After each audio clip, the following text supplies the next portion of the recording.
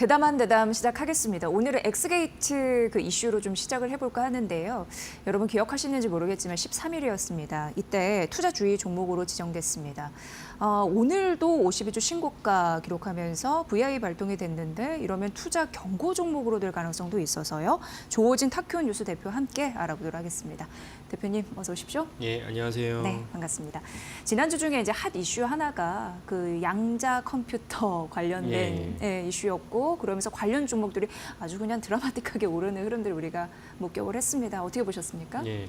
일단 그 양자 컴퓨터에 대해서 좀 이렇게 말씀을 드려야 될 것 같습니다. 근간이 된 트리거가 됐으니까 그래서 구글은 이제 사실은 천문학적인 어떤 그 매출과 영업을 갖고 우리 일반이 상상하지 못할 거기도 많이 투자를 합니다. 왜냐면은 그것이 나중에 기업의 신먹거리를 창조한다고 볼 수도 있고 또 하나는 중요한 것은 구글이 그렇게 하면서 우리는 언제나 단순하게 검색 기업, IT 기업을 뛰어넘는 뭔가 인류의 사명을 갖다가 이제 완수하는 그런 어떤 기업 문화도 이렇게 동시에 있습니다. 그래서 구글이 원하는 이제 기업 사명이 무엇이냐면은 영생불사의 이제 인간을 만들겠다는 거예요. 그러니까 사실 뭐 달나라 그다음에 여러 가지 하는 거고 네. 그리고 이제 이번 같은 경우도 양자 컴퓨팅을 갖다가 구글이 일찌감치 투자를 해가지고 지난주에 이제 그 네이처지 학술지에다가 양자 컴퓨터 칩 원료 칩을 이제 개발했다라고 이제 발표를 하면서 아까 말씀드린 뭐 엑스게이트, 뭐 우리로 같은 관련 종목들이 쭉쭉 뻗어갔습니다. 그 지난주 토요일날 탄핵이 소추되기 전까지 우리나라 종목들이 상당히 어둡지 않았습니까? 그런 가운데도 지금 화면에 보이신 대로 엑스게이트, 이건 금요일날 종가 기준입니다. 우리로 아이온 플러스 등이 엄청난 수익률 창출했습니다. 그러니까 이런 것은 아까 말씀드린 이제 그 구글의 윌로우 칩이 이제 나오면서 이것이 관련된 종목이다라고 하면서 무더기 우수수 이제 급등을 했다 이렇게 이해하시면 되겠습니다. 네, 이게 급등하다 보니까 거래소에 조치가 있었는데 13일 이 공시를 딱 열어보니까 이런 얘기가 있습니다. 투자주의 종목 지정이라고, 그러니까 예. 투자 경고로 가기 전의 단계다 이렇게 보시면 되고요. 오늘도 장중에 10,000원을 터치한 넘어서 흐름들이 구현되기도 했습니다. 예, 그 거래소의 조치 어떻게 보십니까?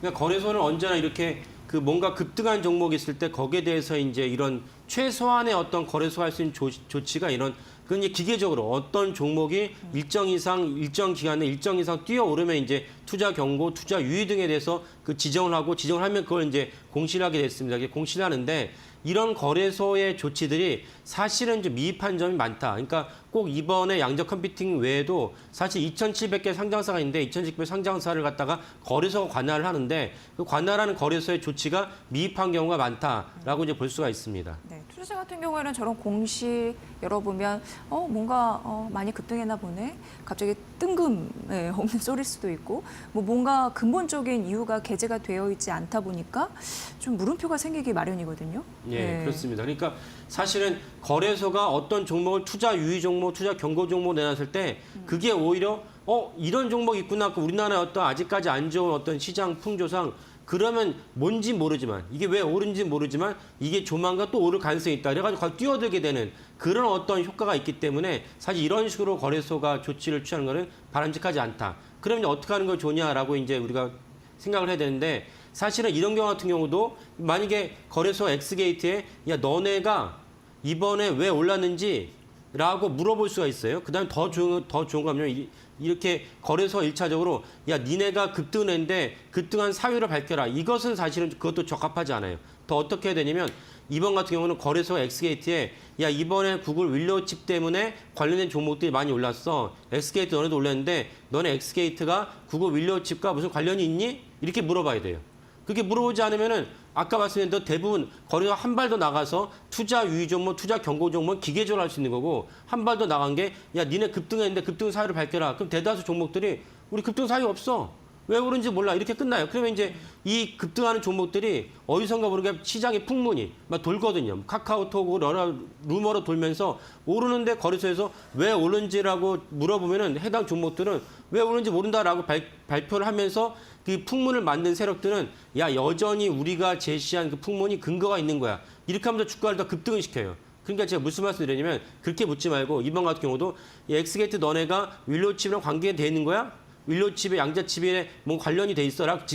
적시해서 물어봐야 돼요. 이렇지 않으면 사실은 그런 어떤 니네가 급등사를 밝혀라. 이것은 별 의미가 없다. 왜냐하면 해당 종목들은 자기가 급등시키지 않은 거거든요. 뭔가 작전세를 급등시켰기 때문에 당연히 급등사유가 없다고 얘기하죠. 그러니까 이런 것은 거래소 조치로 미흡하고 어떻게 물어봐야 되느냐? 정확하게. 거래소가 2,700개를 어떻게 다 아느냐? 웬만하면 다 알 수 있어요. 그 언론 보도를 보면 나오는데 거래소에다가 이 종목이 이런 사유 때문에 올랐다고 시장에서는 여기는데 너네는 어떻게 생각해? 너네도 실체가 있느냐 물어봐야 되는 거예요. 그래서 예컨대 예를 들면 코로나 때 그 화이자 백신주가 있었습니다. 화이자 백신주가 있어가지고 많은 종목이 올랐어요. 그때도 거래소가 해당 종목의 급등 사유를 밝히라 했어요. 예. 해당 종목 급등 사유 없다 얘기하죠. 그러니까 그렇게 물으면 안 되고 야 너네가 생산한 물질이 화이자 백신에 들어간다고 추정이 있어. 그 맞아? 라고 이렇게 물어봐야죠. 그러면 해당 종목이 우리가 화이자에 그 납품하고 있지만 납품하는 이유가 이 백신 때문 아니야. 이렇게 말했어야 되거든요. 근데 그렇게 묻지도 않고 더 황당한 건 해당 종목이 뻔히 알고 있음에도 불구하고 거기에 대해서 발표하지 않아요. 그러니까 주가 급등을 갖다 즐기는 거죠. 이런 식의 우리는 한국 시장 주식 풍토는 개선해야 된다. 그렇지 않으면 사실은 우리가 기업 본질의 어떤 가치보다는 다른 이유로 오르고 내리는 그런 현상에 계속 비일비재할 수밖에 없다라고 말씀드리겠습니다. 이런 거 보면은 뭐 시장이 더 똑똑하다고 해야 될까요? 일단 반영을 해서 막 주가는 요동치는데 정작 당사자는 모른다. 이게 참 의아하다는 거고. 예, 그래서 예. 콕 집어서 질문을 잘 해줄 거 예. 거래소 본연의 역할을 해야 된다라고 얘기했습니다. 거래소는 알 수 있는 아니, 당연히 거잖아요. 왜냐면 질문할 수 있는 거고 그러면 답변 거래소 질문할 수 의무가 있고 있는 거고. 그리고 신문 보도만 보더라도 해당 종목이 왜 올랐는지를 갖다가 뭉태기로 테마주라고 해서 다 나오기 때문에 예. 거래소가 그걸 검색만 하면 알 거를 거래소 모를 리가 없거든요. 그러면 거래소는 그런 어떤 의무가 있기 때문에 해당 종목에 정확하게 야 니네가 구글 때문에 오른 거야? 또 아니면은 뭐 이재명 대표랑 무슨 관련이 있어? 라고 정확히 물어봐요. 좀 전에도 이렇게 제 앞에 코너에 보신 분들이 계시겠지만은 사실 대선 테마주라는 게 예를 들면 어떤 대선 유력 후보군이 서울대 나왔다. 우리나라 서울대 안 나온 이사를 가진 상장사를 찾기가 더 힘듭니다. 그러면 하나 엮어가지고 서울대 법대를 나왔다. 이런 식으로 엮기가 너무 힘들어요. 그러니까 사실은 거래소에서 야, 이 대표가 너네 이사랑 무슨 뭐 같은 대학이라는데 그래서 친분이 있어? 라고 구체적으로 물어보든지 아니면 너네가 이 종목이 정책적으로 어떤 수혜를 입을 것 같아? 라고 구체적으로 물어봐야 되는 거지. 그렇지 않고 여기에 대해서 거래소 급등만 내놓으면 사실은 이런 어떤 그 불나방처럼 올라내려가는 이 현재 한국 주식 풍토를 개선하기는 좀 어렵다라고 이제 볼 수가 있습니다. 대표님 말씀 들어보니까 정말 투자자로서 제대로 된 공시를 듣고 싶다. 예, 좀 안타까운 현실 반영이 되는 것 같습니다. 저희가 이제 양자침 얘기를 조금 더 들려드려야 되는데 좀 돌아가서 이슈를 살펴보면은 구글이 새로운 양자칩이라고 해서 윌로우를 국제 학술지죠 네이처에 게재를 했잖아요. 공개를 했는데 그 윌로우의 실체를 대표님은 어떻게 보세요? 네. 예. 그래서 우리가 여기서 좀 염두에 게 네이처라는 그러니까 네이처 이렇게 그 3대 학술지 같습니다. 과학자라면 누구나 3대 학술지 한 번은 이제 내가 이름을 등재하고 싶다라고 이제 염원에 두는 3대 학술지가 있는데 네이처, 사이언스, 그다음에 셀이 있습니다. 셀은 이제 생명과학에 이제 국한된 저널이고 네이처와 이제 사이언스는 생명과학을 포함한 다각도로 이제 그 출간하는 저널입니다. 그래서 네이처지에 이제 구글이 우리가 윌로칩을 개발했다고 사실 학술지인데도 불구하고 이것이 중요하다라고 판단을 했고 네이처지가 그걸 수용을 한 거죠. 그래서 게재를 했는데 게재한 건 맞아요. 게재한 건 맞고 윌로칩을 개발한 것도 맞고 그리고 이제 우리가 보편적으로 인식하는 거는 이 윌로칩이 10의 24승연에 해당하는 계산을 5분에 할 수 있다. 10분에 할 수 있다. 이러니까 막 엄청 센세이션한 거죠. 양자칩이 진짜로 그런 효과가 현실을 다가가는 거냐? 그래가지고 이제 아까 말씀드린 그 구글과 관련된 양자칩과 관련된 주가들이 엄청나게 펌핑이 됐는데 근데 그 논문을 조금 더 자세히 보면 뭐라고 되는 거냐면 실제로 구글이 칩을 갖다가 만들어서 이 칩이 실제로 어떤 문제를 고난도의 문제를 해결했다는 것이 아니고 쉽게 말씀드리면 시뮬레이션을 했더니 10의 24승 정도의 시간이 필요한 문제를 우리가 10분 안에 해결할 수 있다, 30분 안에 해결할 수 있다 이런 겁니다. 그러니까 시뮬레이션을 한 것이지 실제로 어떤 그 수학적인 과학적 난제를 갖다가 그 구글의 윌로우칩이 썼더니 해결했다 이게 아닙니다. 그러니까 이런 것들은 사실 아쉬운 거죠. 왜냐하면은 우리나라 언론 보도가 가장 핵심적인 부분을 갖다가 헤드라인으로 몇 줄만 썼는데 거기에서 뺏기고 하다 보니까 대다수 언론들은 이걸 들여다보지 않았어요. 그러다 보니까 이제 구글의 윌로칩이 엄청 대단하다. 그래가지고 뭐 기억하시면 되겠죠. 윌로칩이 나오니까 더불어서 그 비트코인 주가들이 내려갔어요. 네, 해킹 당할까 봐. 네. 그게 사실 전 연관이 없거든요. 그리고 네. 엄밀히 말하면 비트코인의 해킹은 사실 일어날 수가 없고 물리학적으로 일어날 수 없고 만약에 그나마 관련이 있다면 비트코인을 갖다 채굴하는 방식에서 다른 방식이 생길 수 있고 채굴하는 속도랑 이런 게 다를 수 있지만 아까도 말씀드렸다시피 구글의 윌리엄칩은 이제 시뮬레이션 한 결과다 이렇게 이해하시면 되겠습니다. 근데 이걸 갖고 지금 뭐 주가 오르나 내려간다는 것은 참 어처구니 없는 이제 행태이다 이렇게 볼 수가 있습니다. 네, 그러니까 이게 시뮬레이션을 돌렸다라고 하는데, 그러니까 현실이 아니라 여전히 가상의 영역이다 이렇게 좀 봐주시는 것 같습니다.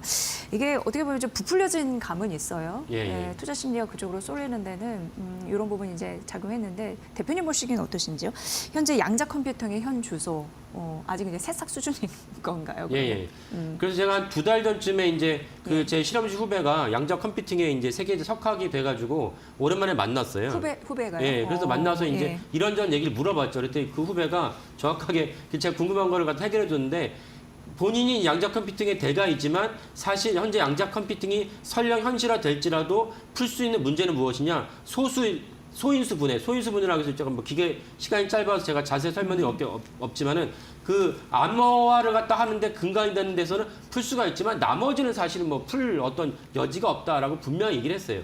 그렇다면 왜 그걸 갖고 뭐 심지어 아마 화면을 보신 분들은 아시겠지만은 아이온큐라고 해서 서울대 이제 선배가 이제 그걸 갖다가 개발을 해서 많은 분들이 거기에 또 미국 주식 투자하고 있더라고요. 그러니까 이건 사실은 머나먼 얘기다라고 이해하시면 되겠고 그런 양적 컴퓨팅에 대해서 그게 머나먼 얘기인데 왜 우리는 그렇게 많이 이렇게 당장 있는 것처럼 인식하게 되냐? 이것들이 아까 가장 근본적으로 실체가 무엇인지를 알고 실체에 따른 언론 보도를 봐야 되는데 이 사이에 간극이 있다 보니까 사실은 거기에 따라서 우리가 부풀려지는 게 많고 그러면 현재 양자 컴퓨팅이 전혀 없고 파급력이 없냐? 파급력이 있어요. 그러면 그 후배가 저한테 한 말이고 저도 동의하는데 무엇이냐면은 현재 양자 컴퓨팅은 과거에 그 트랜지스터를 처음 개발했을 때 그 따위다. 그러니까 트랜지스터가 1948년 바드인 쇼클리 그 세 명의 미국 물리학자가 개발을 하고 이분이 불과 1956년에 노벨 물리학상을 받았어요. 지금 화면에 나온 세 분인데 그러니까 그때만 해도 48년에 이걸 트랜지스터 개발했을 때만 해도 야 엄청난 신경을 이루겠다라고 했지만 만약에 이 트랜지스터에 그 스타트업에 투자한다 그러면은 이게 말이 되는 얘기겠습니까? 우리가 학술지와 그다음에 무슨 뭐 기업이 연구한 것과 우리가 주식 투자한 건 많이 다른 차원입니다. 그러면 이 세 명이 트랜지스터 개발했다고 해서 트랜지스터에 스피노프한 어떤 그 스타트업에 투자한다 그러면 사실 다 말려야죠. 그런 차원에서 현재 양자 컴퓨팅이 현주소다 이해하시면 되겠고 양자 컴퓨팅으로 아까 말씀드린 30년, 40년 지났을 때 트랜지스터가 50년 노벨 물리학상 받았는데 실제로 산업화된 거는 50년대 말입니다. 그렇게 본다면 사실은 최소 10년도 남았다고 볼 수가 있기 때문에 이런 관점에서 양자 컴퓨팅을 들여다보시는 게 좋겠습니다. 대표님이 후배가 양자 컴퓨터의 어쨌든 대가이신데 그 반도체의 쌀이라고 할 수 있는 트랜지스터 그거를 좀 비교해 보면 지금 윌로우 칩 같은 경우에는 양자 컴퓨팅의 어떻게 보면 새싹 정도이니까 그렇죠. 좀 잘 가려야 된다라는 부분이며 그럼 이제 투자자 관점에서는 양자 컴퓨팅 종목을 연구하기보다는 다른 걸 파는 게 낫겠네요. 그렇죠. 결국 이제 가장 주식 투자를 주식 투자를 무조건 해야 돼요. 왜냐하면 인플레이션이 있고 여러 가지 이유 때문에 주식 투자를 하지 않으면은 사실 나의 자산이 점점 하락할 수밖에 없는 구조다라는 걸 인지하시고 그러면 가장 편한 방법은 펀드를 사시는 거예요. 펀드를 사면 펀드 매니저가 물론 수수료를 떼긴 하지만 펀드 매니저가 모든 고민을 다 해결해 주기 때문에 물론 거기 펀드도 여러 섹터가 있으니까 뭐 거기 IT 섹터라든지 방산이라든지 그런 시청하시는 분들이 그 섹터에 대한 펀드를 갖다 고르시면 되겠고 더 좋은 거는 펀드의 수익률이 다 공개되어 있기 때문에 수익률이 좋은 펀드를 사시면 돼요.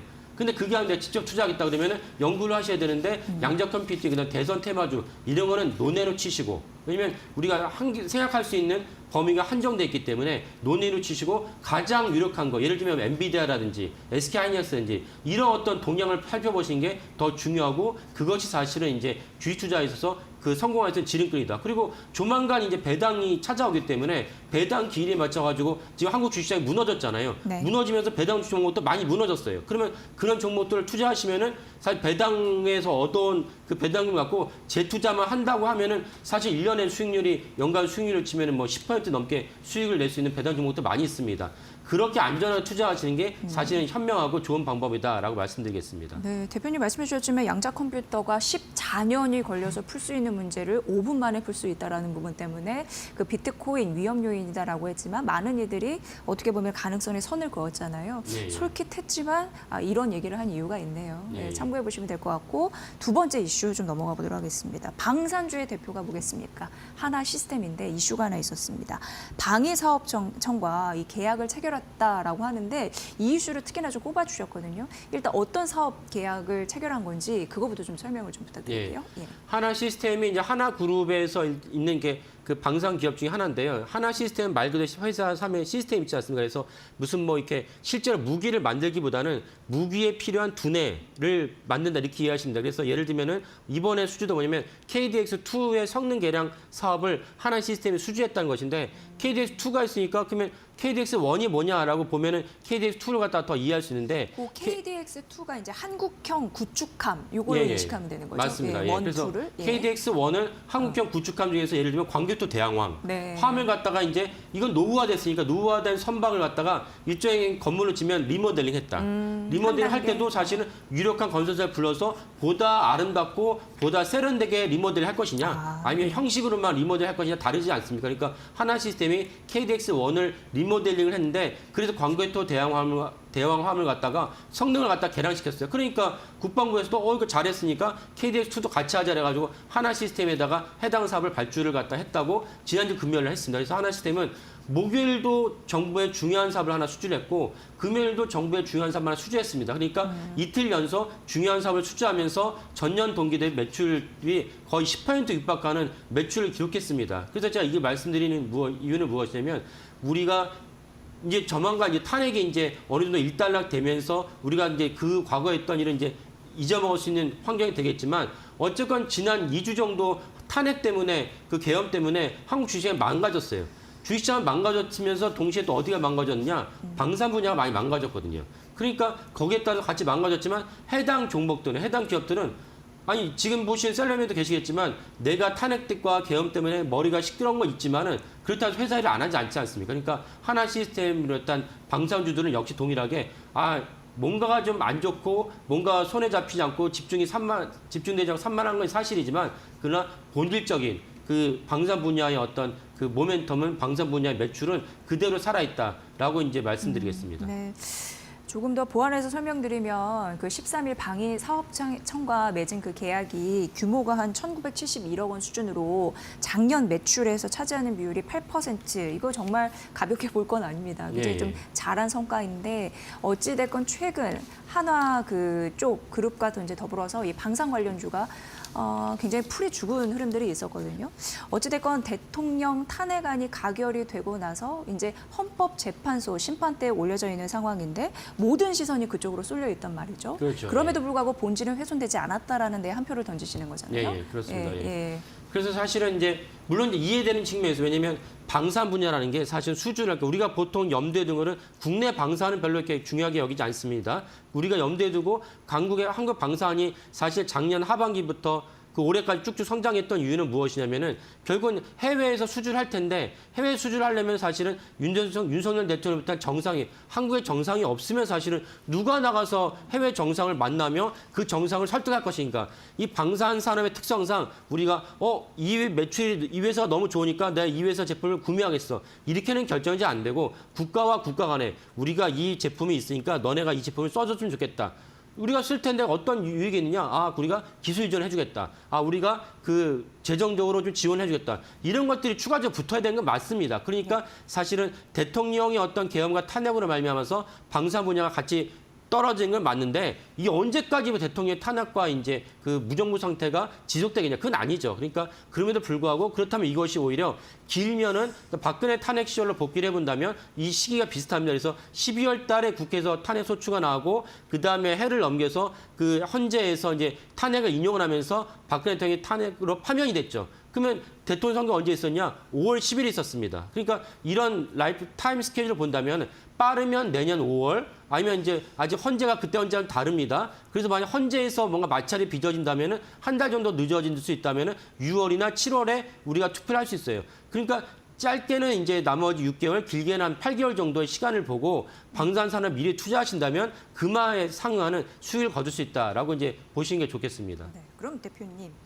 일단 헌법재판소가 탄핵을 인용한다라고 전제로 깔고 우리가 방산주를 얼마나 기다려야 됩니까? 왜냐하면 실제 갖고 계신 투자자분들이 속이 탈만하거든요. 예. 네, 반년? 예. 그러니까 아까 말씀 국내 정서 상황만 반년인데 네. 우리가 또 다른 중요한 모멘텀이자 이벤트가 있습니다. 방산 분야에. 그게 뭐냐면 트럼프 대통령의 취임일이죠. 그 트럼프 대통령이 내년 1월 19일 날 우리 시간은 1월 20일 날 취임을 하는데 그 트럼프 대통령이 취임하자마자 물론 취임 전부터 사실 움직이고 있는데 취임하자마자 트럼프 대통령이 방산과 관련된 정책이 본격적으로 이제 탄력을 받을 것입니다. 참 이게 어떻게 보면은 K방산 그 한국이 찬물을 껴안고 미국이 도와주는 그런 꼴이 되지 않을까 예, 예. 이런 생각을 하게 되는데 그 나토 이슈도 굉장히 뜨겁잖아요. 트럼프 그렇죠. 2.0 예. 시대에 그 것만으로도 우리는 조금 더 수출의 그 모멘텀을 당길 수 있을까요? 어떻게 보세요? 그럼요. 예. 그러니까 트럼프 대통령이 이제 대선 공약이 나토라는 건 사실 미국이 주도해서 만든 이제 전체적인 이제 안보 협의체인데 그 트럼프 대통령이 남면 몰수하고 아니 왜 우리가 너네를 도와줘야 되냐? 그리고 도와줄 수 있는데 그 돈을 내라. 돈을 내는 게 무엇이냐? 각국 GDP에서 방위비가 차지하는 비중이 최소 3%가 넘어야 된다.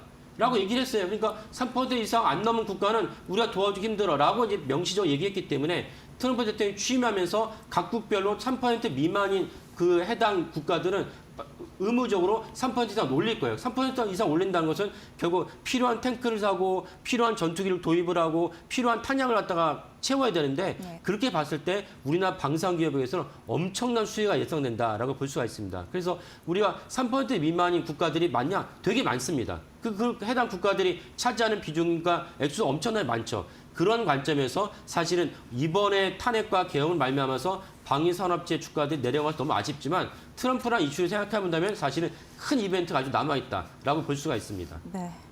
뭐 많은 이들이 방산주가 사실 쉽게 끝날 거라고는 생각 안 하실 것 같아요. 예, 예. 시기, 타이밍의 그 이슈인데 어쨌든 K방산은 기술력도 되고 차별화된 경쟁력도 있기 때문에 수익 창출의 포문은 이미 열려 있는 것 같습니다. 그래서 그냥 좀 운이 좀 따라줬으면 좋겠다 이런 생각이 듭니다. 자, 오늘 대담한 대담 함께했습니다. 두 가지 이슈에서 투자 전략들 잘 참고해 보시면 좋을 것 같습니다. 조호진 타키원 뉴스 대표의 분석이었습니다. 대표님 잘 들었습니다. 예, 감사합니다.